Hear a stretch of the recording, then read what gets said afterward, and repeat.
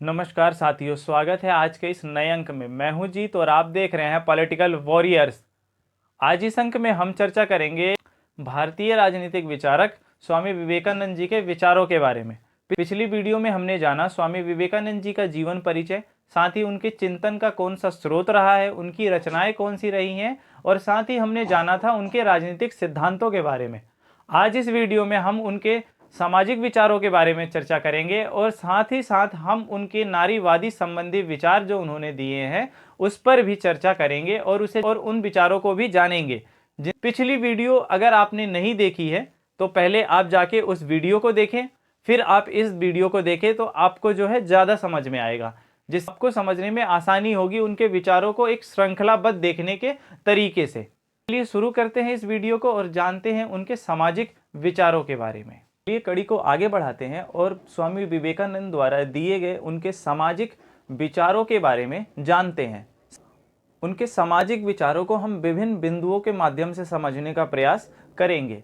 हम देखते हैं कि स्वामी जी की रचनाओं में समाजवाद का विशुद्ध रूप से समावेश देखने को मिलता है और स्वामी जी जो समाजवाद से काफ़ी ज़्यादा प्रभावित नजर आते हैं और की विचारों में यह स्पष्टता नजर आती है। सामाजिक विचार के रूप में हम देखते हैं कि उस समय की फैली वर्ण व्यवस्था और जाति प्रथा का उन्होंने जो है खुलकर विरोध किया है। वो बताते हैं कि ब्राह्मणों ने और अभिजात वर्ग ने जो है इस वर्ण व्यवस्था और जाति प्रथा की कुरीतियों का सहारा लेकर आज के एक बहुत बड़े भाग पर पूरा अन्याय किया है। वो बताते हैं कि यह जाति प्रथा जो है एक तरह से विशुद्ध रूप से ये बहुत ही गलत है और इसे खत्म कर देना जरूरी है।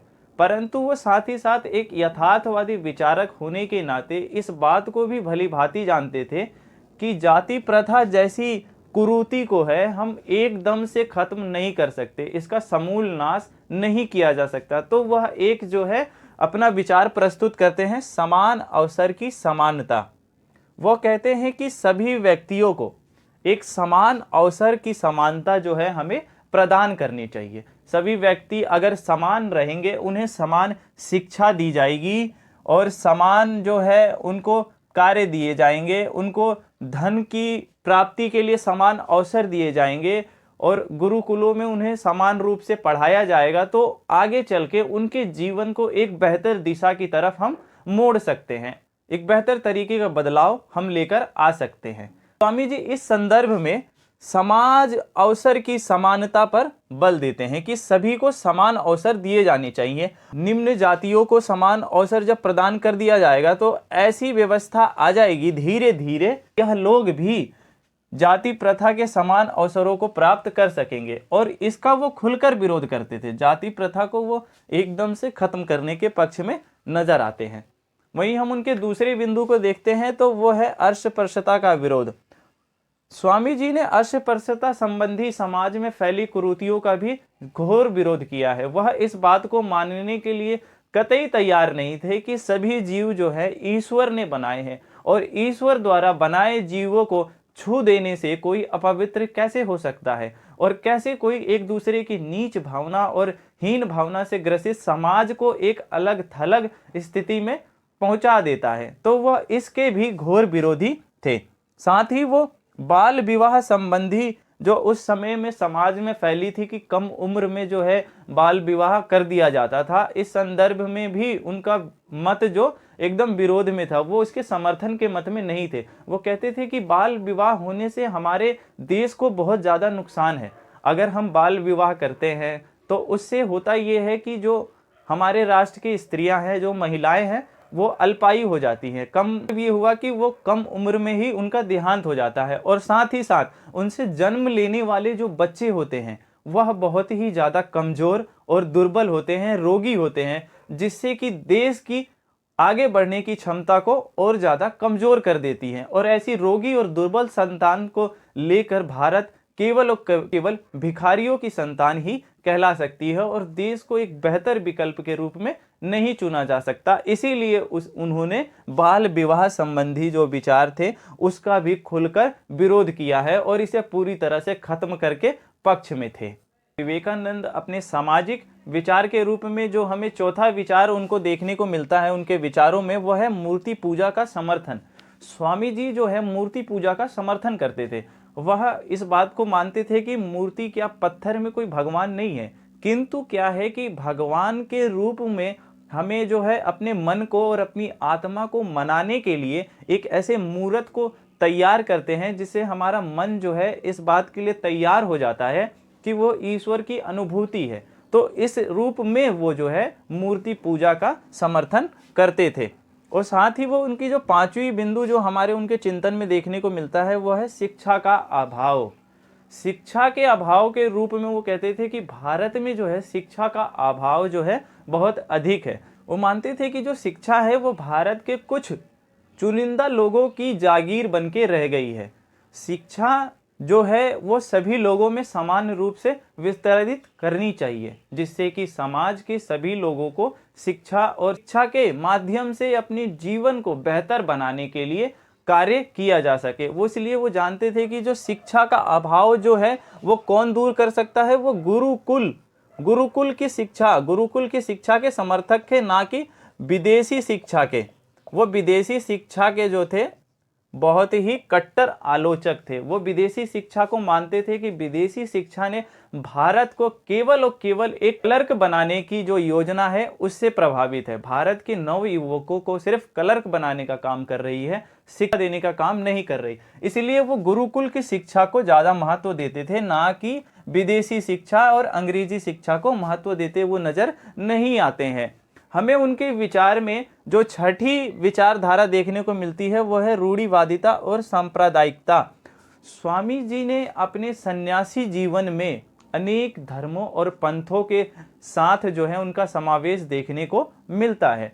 उन्होंने अपने शुरुआत के दौर में जब वो एक सन्यासी जीवन के लिए एक बेहतर विकल्प और बेहतर गुरु की तलाश में इधर उधर जब लोगों के पास जा रहे थे, तो उन्होंने निश्चित ही मुस्लिम, ईसाई और पंथों के लोग थे उन तक उन्होंने संपर्क अपना बनाया।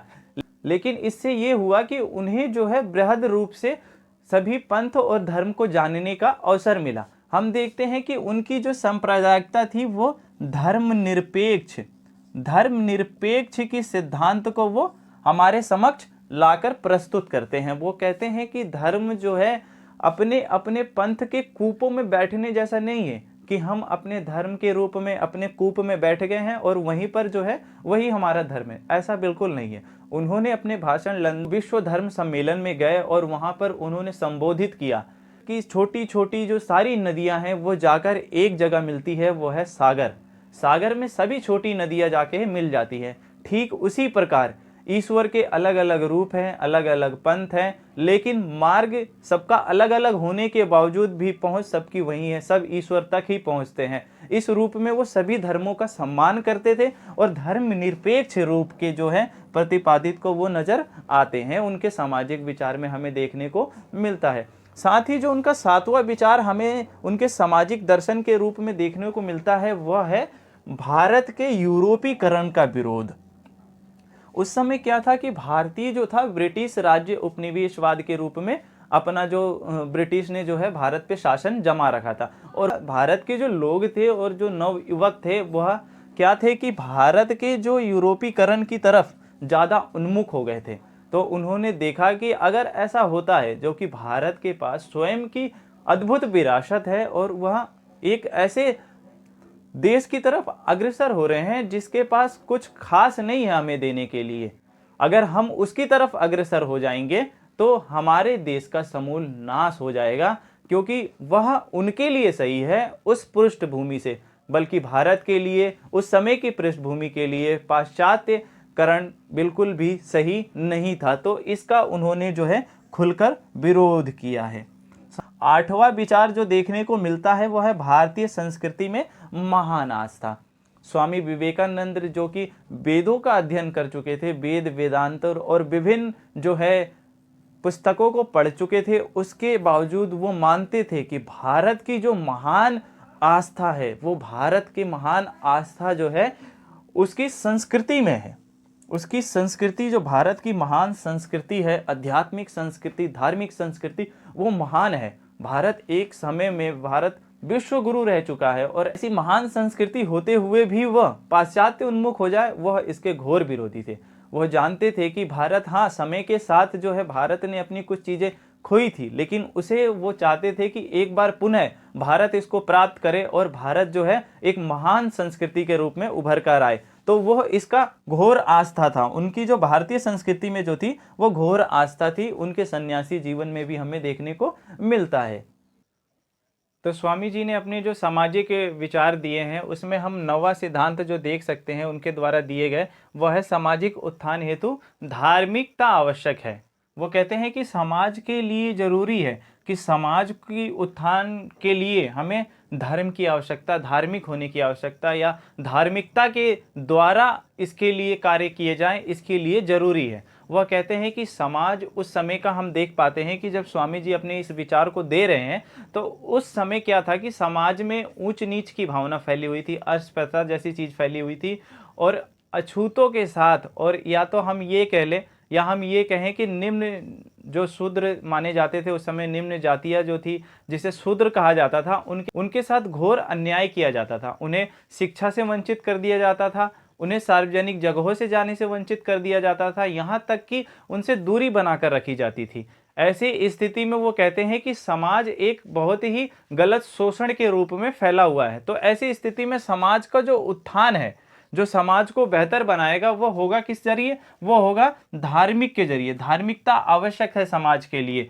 वो कहते हैं कि वो किस तरह होगा, वो होगा कैसे? तो धर्म जो है व्यक्ति के अंदर क्या करता है? सेवा पैदा करता है, सेवा। और ये जो सेवा होती है ईश्वर सेवा। वो कहते हैं कि जो भी व्यक्ति दूसरे की सेवा करता है वो उसको ऐसा मानना चाहिए कि वो ईश्वर की सेवा कर रहा है। तो ऐसी स्थिति में हर एक व्यक्ति सेवा के माध्यम से, जो कि धर्म से वो जुड़ा रहेगा और सेवा के माध्यम से एक दूसरे व्यक्ति की सेवा करने के लिए आगे आएगा। और वह सेवा बिना किसी छुआछूत के या बिना किसी अस्पृश्यता के लिए और बिना किसी भेदभाव के किसी भी व्यक्ति से वो सेवा करेगा, और सेवा के माध्यम से वो ईश्वर की प्राप्ति कर लेगा। और सेवा का वो बहुत बड़ा महत्व मानते हैं सामाजिक उत्थान को बदलने के लिए। साथ ही वो कहते हैं कि जो उस समय का कर्म कांड है जो ब्राह्मणों ने फैला रखा था कि ऐसा करने से जी ऐसा होता है, तो ऐसी स्थिति में वो जो है उस कर्म कांड को रसोई धर्म की संज्ञा देते हैं और इसका घोर विरोध करते हैं। वो कहते हैं कि इसके स्थान पर जो कुरीतियाँ फैली हुई है और जो भी उन्होंने जो चीज़ें गलत तरीके से फैला रखी है, उसके स्थान पर हमें वेद और वेदांत को अपनाने की आवश्यकता है। जब हम वेद और वेदांत को अपना लेंगे तो ऐसी स्थिति में हम जो है एक बेहतर समाज की परिकल्पना कर सकते हैं। बिना किसी भेदभाव के किसी व्यक्ति के साथ किसी भी तरह हम संपर्क कर सकते हैं। तो ऐसी स्थिति में जो है सामाजिक उत्थान हो जाएगा। और यह जो सामाजिक उत्थान होगा वह जो है सेवा के माध्यम से, धर्म के जरिए, और यह सेवा जो होगी ज्ञान प्राप्ति जो है हर एक व्यक्ति का अधिकार है। और ऐसी स्थिति में व्यक्ति जो है बेहतर समाज का निर्माण कर सकेगा। इसी स्तर में हम उनके 10वें सिद्धांत को देखते हैं कि समाज में क्रमिक सुधार। वो कहते हैं कि समाज में कुछ भी बुराई है और जो कुछ भी बुराई है, जो भी शोषण हो रहा है, उस समय के समाज में जो भी शोषण हो रहा था उसके वह सख्त खिलाफ थे और उनके साथ उनका कोई भी समझौता करने का पक्ष नहीं था। वो चाहते थे कि समाज में जो भी चीज़ें गलत हैं उसे पूर्ण रूप से ख़त्म कर दी जाए। परंतु इस बात को वो जानते थे कि इसे तुरंत करना दुष्कर होगा। अगर हम किसी भी चीज़ को तुरंत क्रांतिकारी तरीके से अगर उसे लागू कर देते हैं तो वो समाज के लिए और समाज के लोगों के लिए चीज़ें जो है वो नहीं होगी। और ऐसी स्थिति में बहुत सारे जो लोग होंगे और बहुत सारा जो समुदाय होगा उस नई चीज़ को अपनाने के लिए अग्रसर नहीं होगा। तो ऐसी स्थिति में वो कहते हैं कि क्रमिक सुधार, हमें क्रमिक सुधार की आवश्यकता है समाज में। हमें जो है धीरे धीरे चीज़ों को बदलने की ज़रूरत है। अगर हम किसी चीज़ को थोड़े मात्रा में थोड़ी चीज़ें करके बदलते हैं तो क्या होगा कि उसे लंबे समय तक व्यक्तियों के आसपास से गुजरेगा और इस तरह से लोगों को पता भी नहीं चलेगा और उनके जीवन का वो हिस्सा बन जाएगा। और इस तरह क्या है, धीरे धीरे सामाजिक में सुधार हो जाएगा। तो वो धीरे धीरे चीज़ों को करने के पक्षधर थे। किसी भी चीज़ को समाज में धीरे धीरे स्तर पर करके हम उसके अच्छी तरीके से बेहतर, हम एक अच्छे समाज की परिकल्पना कर सकते हैं। वहीं उन्होंने जो अपना 11वां सिद्धांत प्रस्तुत किया है वो भारतीय मूल्यों का समर्थन। वो भारतीय मूल्य का समर्थन कहते हैं कि स्वयं पर विश्वास। वो कहते हैं कि हर एक व्यक्तियों को, हर एक भारतीयों को जो है स्वयं पर विश्वास करने की आवश्यकता है। जब तक स्वयं भारतीय इस बात पर विश्वास नहीं करेंगे कि वह दूसरों से बेहतर है, उनका ज्ञान दूसरों से बेहतर है और उनका जो भी है वो सब बेहतर है, क्योंकि भारत जो है प्राचीन संस्कृति से रूप में वो जुड़ा हुआ है और ऐसी स्थिति में भारत जो है एक बेहतर राष्ट्र बन सकता है अगर भारतीयों को यह स्वयं पर विश्वास हो जाए। क्योंकि उस समय जो था यूरोपीकरण जो है भारत के ऊपर छाया हुआ था। भारत के जितने भी लोग थे वो यूरोपीकरण की तरफ ज़्यादा ही ज़्यादा मुखातिब हो रखे थे और हम यूं कह लें कि उनकी तरफ भाग रहे थे।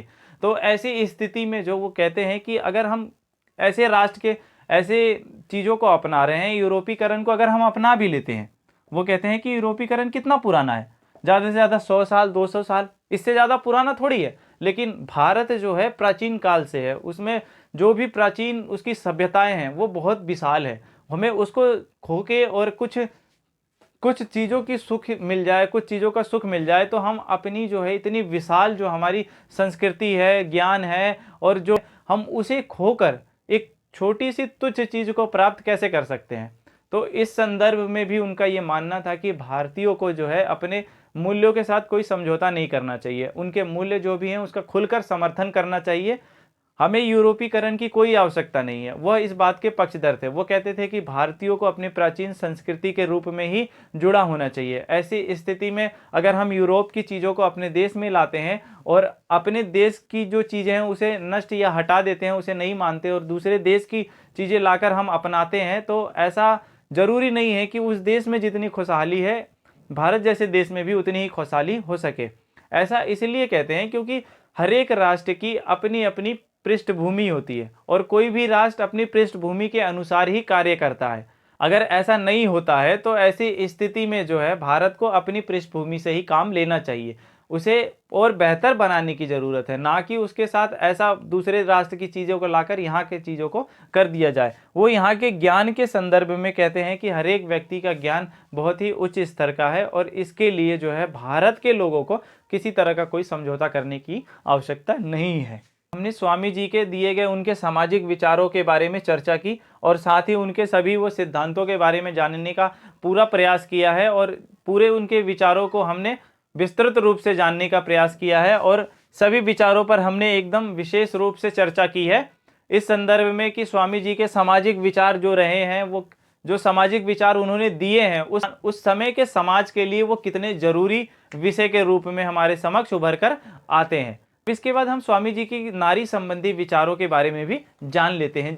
स्वामी विवेकानंद जी ने अपने जो भी नारीवादी संबंधी विचार दिए हैं, उन विचारों से हमें लगता है कि उन विचारों से हम देखते हैं कि स्वामी जी काफ़ी यथार्थवादी और उदारवादी सिद्धांत के प्रतिपादन करने का प्रयास कर रहे हैं। स्वामी विवेकानंद जी ने अपने नारीवादी संबंधी विचार में जो भी पक्ष रखे हैं और जो भी विचार उन्होंने दिए हैं, उन विचारों को हम देखते हुए ये कह सकते हैं कि स्वामी जी ने समाज में सभी तरह के व्यक्तियों के साथ उन्होंने परस्पर रूप से जो एक बराबर और समानता का समान अवसर देने का जो प्रयास किया है, उस संदर्भ में उन्होंने नारियों की उपेक्षा नहीं की है। नारियों को भी उतना ही सम्मान उन्होंने परिमाण देने का प्रयास किया है जितना समाज के पुरुष वर्ग को मिल रहा था।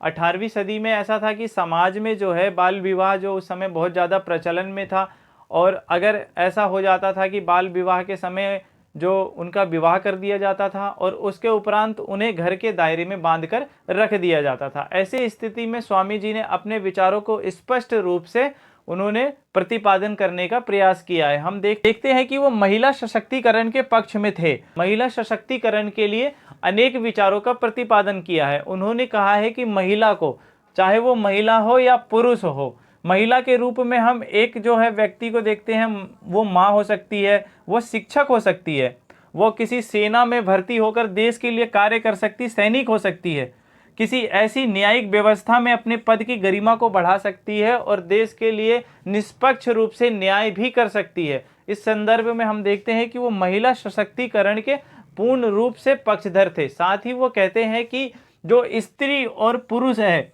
उसकी समानता पर बल देते हैं। वो कहते हैं कि स्त्री और पुरुष को समानता की ज़रूरत है, उन्हें समान है, वो उन्हें इस समय की पुकार है कि कंधे से कंधा मिलाकर चलने की आवश्यकता है। ऐसे संदर्भ में वो कहते हैं कि शिक्षा एक ऐसा माध्यम है जिसके द्वारा स्त्री और पुरुष जो है समान आ सकते हैं।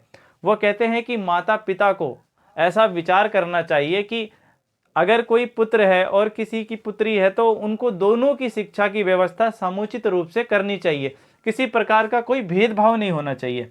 वो शिक्षा के बल पर कहते हैं कि उन्हें जो है भाषा का ज्ञान कराना चाहिए, साथ ही उन्हें गणित जैसे विषयों के बारे में भी ज्ञान होना जरूरी है। उन्हें विज्ञान और सामाजिक विषयों का भी ज्ञान कराना चाहिए, जिसे शिक्षा में शामिल करना चाहिए। और शिक्षा के माध्यम से नारी और महिलाओं, जो उस समय की व्यथित महिलाएं थी, उनको जो एक उचित सम्मान देने का प्रयास जो है स्वामी जी ने किया है। आगे स्वामी जी अपने विचारों में बताते हैं कि जो विचार हैं उनके वो मठों से ज़्यादा प्रभावित होते हैं, तो वो क्या करते हैं, नीलम मठ की स्थापना के लिए भी अपने विचारों को देते हैं। वो कहते हैं कि समाज में जैसे पुरुषों के लिए भी मठ है जहाँ वो ब्रह्मचार्य रह सकते हैं और अपने ज्ञान को, अपने यज्ञों को और पठन और पाठन का कार्य करते हैं, तो ऐसे में क्या है कि एक महिला मठ की भी आवश्यकता है। समाज को एक ऐसे मठ की स्थापना की जाए जिसमें प्रशिक्षित ब्रह्मचारिणी रहती हो और वो अपना सन्यासी जीवन जीती हो, क्योंकि ऐसे लोग जो हैं समाज से जो है निकाल दिए जाते हैं, जिन महिलाओं को समाज स्वीकार नहीं करता। अगर ऐसे ही मठ समाज में होगा तो वह महिलाएं जो है एक तरह से आश्वस्त रहेंगी ऐसी जगह जाने के लिए। इस स्थिति में जो है महिलाएं अपने आप को सुरक्षित महसूस करेंगी। अगर समाज जो है उन्हें किसी तरह से कहीं निष्कासित कर देता है और निकाल देता है, तो समाज के पास एक महिला मठ के नाम से ऐसी व्यवस्था होगी जिससे कि प्रशिक्षित ब्रह्मचारी वहाँ रहेगी और उन महिलाओं को वहाँ भी स्थान मिल जाएगा। और ऐसे में जो है समाज की जो महिलाएं हैं उनके साथ उचित न्याय किया जा सकेगा। साथ ही वो कहते हैं कि महिलाओं की शिक्षा के पक्षधर के रूप में भी वो रहते हैं। वो कहते हैं कि उनकी शिक्षा जो है तपस्वी जो लोग होते हैं, जो महिलाएं तपस्वी होती हैं, उनको देनी चाहिए। साथ ही जो ब्रह्मचारिणी होती हैं उनको देनी चाहिए, और जो त्याग दी गई हो, जिन महिलाओं का त्याग कर दिया गया हो, उन महिलाओं को इनको शिक्षा प्रदान करना आवश्यक है। ऐसा क्यों कहा उन्होंने कि इन्हीं लोगों को जो है शिक्षा का ज़्यादा ज़रूरत है? वो इसलिए क्योंकि एक तपस्वी और एक ब्रह्मचारिणी और त्यागी हुई महिलाएं, इनका संपर्क हर घर से होता है। ये हर घर, हर दरवाजे पर जाती हैं, भिक्षाटन के माध्यम से या किसी अन्य माध्यम से इनका संपर्क समाज से सीधा रूप से होता है। अगर ये महिलाएं शिक्षित रहेंगी तो समाज की उन सभी महिलाओं के लिए ये महिलाएं कार्य करेंगी, और इस स्थिति में जो है समाज जो है नारियों के संबंध में एक बेहतर स्थिति में पहुंच जाएगा। तो ये जो महिलाएं जो ज्ञान प्राप्ति करेंगी वो इतिहास के बारे में ज्ञान अपना जो रखेंगी और पुराणों के बारे में भी अध्ययन करेंगी। साथ ही उन्हें गृह व्यवस्था जो है शिक्षा के माध्यम से उन्हें मिलेगी। कला होगा उनके पास, पाक कला और शिल्प कला की भी शिक्षा के माध्यम से वो जो है महिलाओं को देने के पक्षधर नजर आते हैं। तो हम देख सकते हैं कि स्वामी विवेकानंद जी के जो विचार हैं वो काफी ज्यादा उदार हैं नारियों के पक्ष में। वो नारी संदर्भ में या अन्य जातियों के संदर्भ में जो है अपने पक्ष को कभी भी संकीर्ण होने की स्थिति में नहीं लाते हैं। वो हमेशा इस बात का पक्ष और मजबूत पक्ष रखने का प्रयास करते हैं कि समाज के सभी जीव जो ईश्वर के ही अंश के रूप में हमारे सामने विद्यमान है, परंतु हम उन्हें देख नहीं पाते। ऐसी स्थिति में स्वामी जी ने जो अपने नारियों के संदर्भ में अपने विचार दिए हैं वो बहुत ही ज़्यादा उदार विचार हमें देखने को उनके विचारों में मिलते हैं। इस वीडियो में हमने स्वामी जी द्वारा दिए गए उनके सामाजिक विचारों को जाना, साथ ही उनके नारीवादी संबंधी विचार जो भी थे उन्होंने दिए हैं उस विचारों पर भी चर्चा की। आज के अंक में बस इतना ही। ऐसे ही और वीडियो देखने के लिए हमारे चैनल पर बने रहें, और अगर आप चैनल पर नए हैं तो चैनल को सब्सक्राइब करें और साथ ही अपने दोस्तों में शेयर करें, और अपने विचार और सुझाव देना ना भूलें। हमें कमेंट करें और बताएं कि आपको वीडियो कैसी लगी। हम तब तक के लिए शुभ रात्रि, सब्बा खैर, जय हिंद।